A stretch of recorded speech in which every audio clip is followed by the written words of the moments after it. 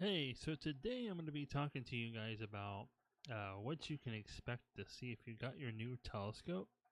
So, a lot of people who are new to astronomy and they get their first telescope or are planning to get their first telescope assume they're going to see pictures like they see that NASA takes. You've seen pictures online where you see a lot of these amazing pictures where there's color and all that good stuff. Well, sadly, that's all processed stuff that's been uh, basically put together, processed through software that brings out the detail in your images that you see. So, what you're going to see in a telescope is not going to be the same as what you see in the pictures. Now, it doesn't really matter if you buy, say, let me just get this thing up.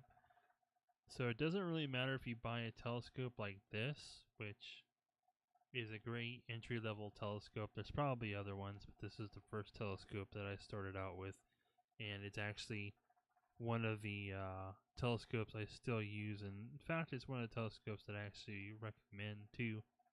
Uh, but anyways, with a telescope like this, you're not going to really see a lot of the colors that you would expect to see in some of the colorful, whether it's nebulae or nebulae, and some of the other ones. Now with Orion, you can just barely see, some of the color in it, but sadly, due to our eyes and whatnot, we're not able to see those types of colors.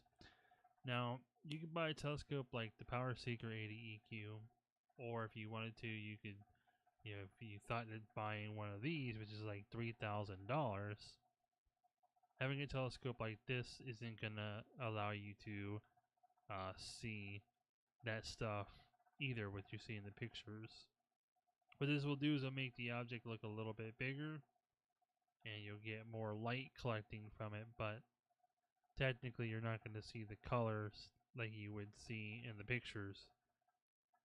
So, anyways, if you're planning to actually want to look at and see stuff that you see on this site right here, which is a lot of pictures that were taken that have color, and a lot of these they use monochrome sometimes. I know a lot of them actually like monochrome cameras, and basically what that is a camera that doesn't have color in it. And what they do is they use what is known as filters, and they have what is known as a filter wheel.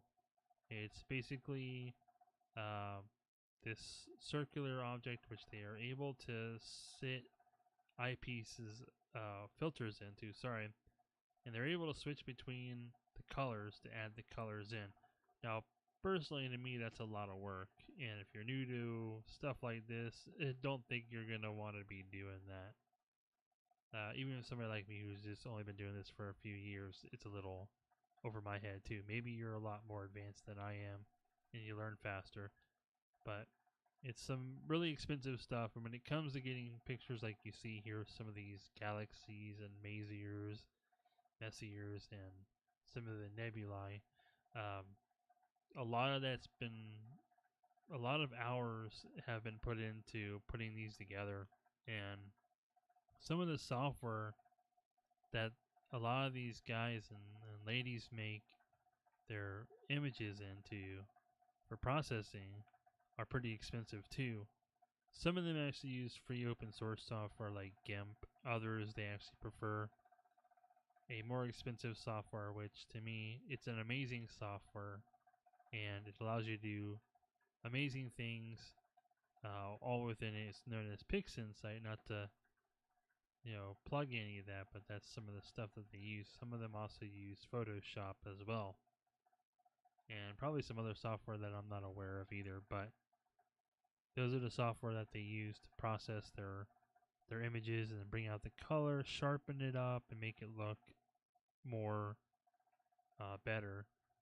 So, like I said, a lot of these pictures that you see here, they have taken hours of captures, and some of them have actually put multiple days in where they've had to set up or come back another time to finish off their session, because for a lot of these faint objects, they require many hours of captures, and something that, with weather and whatnot, it's not something always they can do. That requires them to actually come back another time and finish up their session, whether it's from weather or just whatever. They don't have the time to sit there for hours, and it does require many hours. Some of these pictures are 2 to 5 or more hours of captures, normally done at one or so many minutes per capture. And when it comes to like seeing some of these really nice pictures that you've seen, like for example this one here, just to show this off, this one required about it says here that it took about 2 hours and 9 minutes to fully capture this whole thing to make it look like this. So what they did was they had to do, I'm not too sure how many minutes they were doing in exposure. I would assume maybe like 1 minute exposures. And then they were able to process this. And what happens is they take multiple pictures and then they use software and they stack them together. That brings out the color and all that stuff. Now there's a lot more to it than what I'm talking about, because can get really deep and it's really over the head of new people. But the whole point of this video is to try to give you an understanding that it doesn't matter what type of telescope you buy. Your chances are you're not going to see color with the telescope. There's only one telescope that I know of, and it's not technically released yet. It's called the EV scope, and technically what it's supposed to be, from my understanding, is that this telescope actually has a some type of camera built into it, and rather than it being like a DSLR, it's actually some type of other camera that is able to basically over a few seconds or minutes, the longer you actually look into this telescope eyepiece, the more intense the color gets. So from my understanding is if you want to see pictures like you see here, that's the way they're trying to interpret that this telescope is supposed to be. Now, if I remember this correctly, the website is called Unistellar, I think is what it's pronounced. I'll put a link in the description below to that telescope, but it's a pretty pricey telescope, and I can't guarantee that it does what it says it does, but from what they're trying to market it as, that's what they're saying, is that it'll allow you to do that. It's about a $2,000 telescope. Might go up in price, though. It's currently on back order until about December of 2019. I think they're already filling up their slots for people that already have them reserved. Anyways, in the future, though, there'll probably be more available, and if you have a lot of money, you can buy one and see if it works. My advice, though, is go to an astronomy club, go to the star parties. Chances are there's a star party that is going to be around for the weekends or something like that, and there's chances are hopefully an astronomy club around you. And if not, you should think about starting your own astronomy club and getting people together into doing that. Sadly, astronomy is a very small audience. In fact, it reminds me of another type of audience I was focusing on, but I'm not going to go a whole rant on that either. But there was an audience that I had that was very limited, so I wasn't able to have a big audience. So astronomy is basically the same day. While it is kind of popular, it's just not something that's really, really popular with everybody in the world. Some people don't really care about space at all, and it's a real shame. But anyways, we're not going to go a whole rant on that. But you can see here some of the software and hardware that they use for doing these captures, right? So I'm not too sure how expensive their telescopes are. Some of these guys have really invested tons of money into their equipment, and a lot of them have retired and are able to do that. But a lot of this equipment is a real money pit, and they don't lie when they say once you get into imaging for the first time, chances are you're gonna fall down into the rabbit hole. And what that means is that once you basically uh, enjoy the fact that you're taking pictures of, say, the moon or one of the planets, and I did stuff like this with as simple as my cell phone camera, but then, like they say, I fell down the rabbit hole, and the next thing you know, I ended up throwing a lot of money, and I still haven't put a whole lot into my astrophotography setup. And I'm not going to go a whole rant on that, but at one time I did have an astrophotography setup, and unfortunately, financial stuff came up, and for my website and other places, I was trying to get donations to try to recover from that. Either way, though, not a whole rant that I want to do on that. I just want to fill you guys in. So, due to the weather too, I was limited to being able to do my astrophotography. See, I live here in Florida, so the weather here is like good 1 minute, and the next minute there's a monsoon. So when you're dealing with electronics, and while the sky looks amazing, and you turn around, and next thing you know, you got a thunderstorm creeping up on you. And the last thing I wanted to do was end up with a monsoon and have all my stuff destroyed, because I don't really have the money to have that stuff replaced. So anyways, a lot of my pictures that I've done are from only the times that I was able to get out there and the weather was okay. So my weather is pretty bad. In fact, I won't be surprised if I'm not able to image much this year in 2019. That being said, though, as I mentioned, a lot of these guys have put a lot of money into their equipment, and like I said, if you have a lot of money to do with that, then that's something you should have no problem with.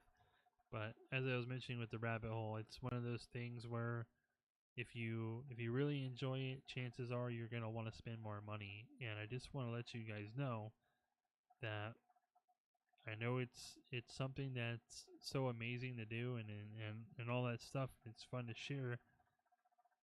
Just be aware that you're not gonna be able to sometimes get the stuff without spending a lot of money.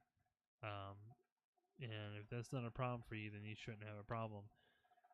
Anyways, though, we're gonna talk a little bit here about their equipment.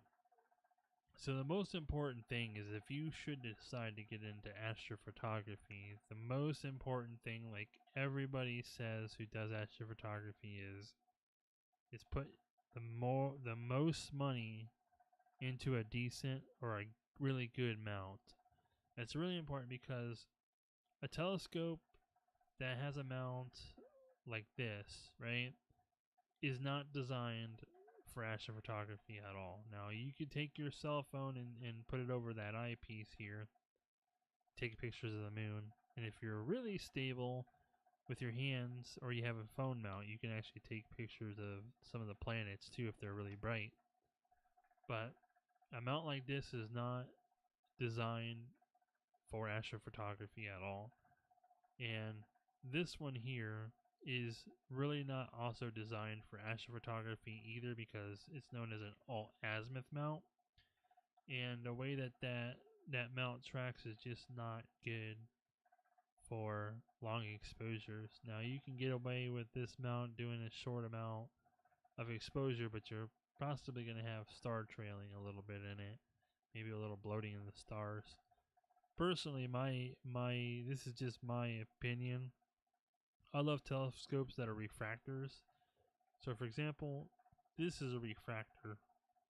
Now, this one's not really ideal for astrophotography, but I've done quite a few pictures with this telescope of some of the stuff in space. In fact, if you go check some of my YouTube videos in the past before all my rants, I've showed quite a few pictures where I've taken pictures of the Orion Nebula and a few other things. So, anyways, that's one of the things I'll fill you in with. And this telescope is not really ideal for that. A telescope like this is a bit more complicated to use because of the maintenance that it requires. Now, once you get the hang of working with this type of telescope, it's not a big deal. But if you're new to astronomy and you're new to telescopes, I would highly advise you stay away from these. Now, a decent one that is true, but it's kind of big and bulky, but it's the best bang for your buck, is known as a Dobsonian. It's basically one of them big round tubes that has a base to it. I don't have a picture of it, but I can see if I can pull one up real quick. I just have to use some magic here to turn that off. So let's see if I can find a Dobsonian. Alright, so I found one here. And I'm also, while I'm doing this, I'm going to find a mount for you as well. This is just an example of the mount. You know, I wouldn't, it's not something I recommend, but it's just a one that you can look at and kind of get an understanding. If I can find this mount here real quick. Actually, this isn't the right one. Let's go over here. And then we want to go to this one right here. Alright, so first we're going to start off with the Dobsonian, and let me see if I can find a picture of the Dobsonian real quick. Alright, so this here are what is known as Dobsonians. They're what a lot of guys recommend a lot of new people start out with, because they are technically the best bang for your buck when it comes to being able to capture a lot of light. However, these things are pretty weighty. The base alone on some of these weighs about 10 to 15 to 20 pounds, depending on how big the scope is. Also, the tube itself weighs another 20 pounds or more, depending on how big the tube is. So, if you're young or you have problems with your health and stuff, carrying one of these outside and bringing it back in could be a bit of a problem, especially if you have stairs that you have to carry it down from. I know a lot of guys, they actually have a dolly, which is a little wheelie, and it has, some of them have like 3 wheels, some of them have 4 wheels. It's basically like a little cart that they sit the base on. Allows them to wheel it outside. However, that's not going to work too well if you have stairs that you have to come down from an apartment with. But this is known as a Dobsonian, and a lot of guys actually recommend this. My only thing that kind of keeps me from recommending this is if you have one of these and you keep banging it around, like if you're carrying it in your house and you happen to bang it against your leg a lot, or bang it into a wall or something, chances are over time you're going to knock the mirror out of alignment, and if you're new, it can be a little intimidating to have to recollimate the mirror in the back. Anyways, I'm not going to go hold a rant on that, but that's just something you should take in mind.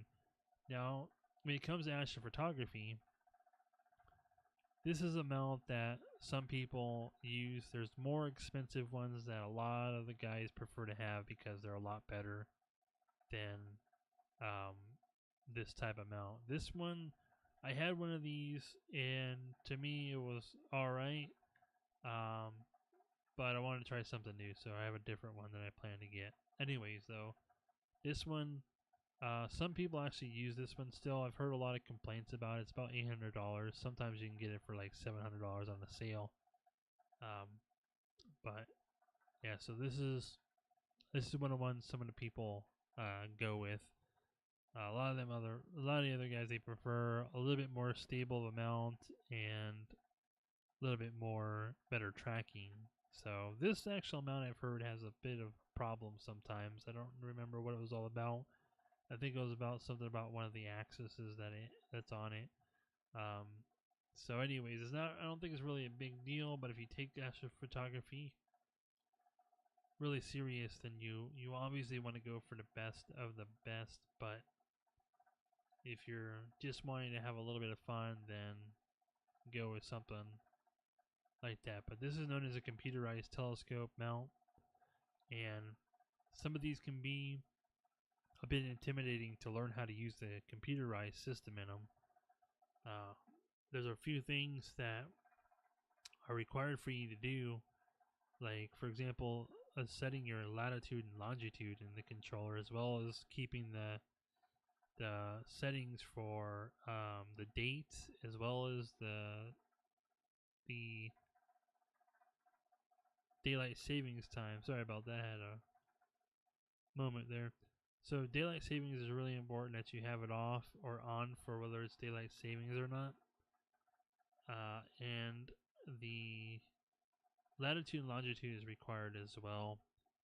A telescope mount like this one here will allow you to do auto guiding, which is another more expensive thing to do. It's where you take a telescope or a camera and you piggyback it off the top of a tube, which is the actual optical tube. So say I wanted to put an auto guider on this, then where this finder scope is on the back here is where like an auto guider would go. And there's a camera that goes in the back of something like this, and it's able to keep a star in the field of view, and it keeps sending error corrections, so it keeps the mount tracking correctly. It's a little advanced stuff to know, but that's some of the stuff that it can do.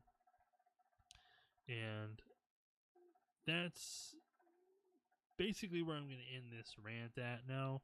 I know this video is already long and some people don't like really long videos, but I tried to squish in as much as I possibly could, because on the astronomy site that I hang out on, there's a topic about how there's a lot of misinformation when it comes to the whole astronomy thing for new people, because I myself thought that if I bought a telescope I was going to be able to see some of the stuff with the colors and all that, but some of the colors we're not able to see with our eyes, and I can't really explain it, but if you talk to an eye doctor or something like that, or know anything about your eyes and stuff, you might know what I'm talking about. It's a little crazy that we can see colors here on Earth, but it has something to do with something, and I don't remember what it was, but probably look that up online as to why you can't see colors in space or whatever. Not sure if it's due to the telescope or what. But anyways, though, if you guys have any comments for me or have some thoughts on video that I should do, feel free to leave them down in those comments below. Feel free to check out some of those sites, mainly like one or two that I put up for the EV scope, which is the one that's supposedly coming out that allows you to see color and all that stuff. But anyways, though, feel free to follow me on Instagram if you want. I do once in a while share some pictures on there for my Instagram account. And that would be it. Thank you for taking your time to watch this long-winded rant video. Some of the things I do best is those long-winded rants.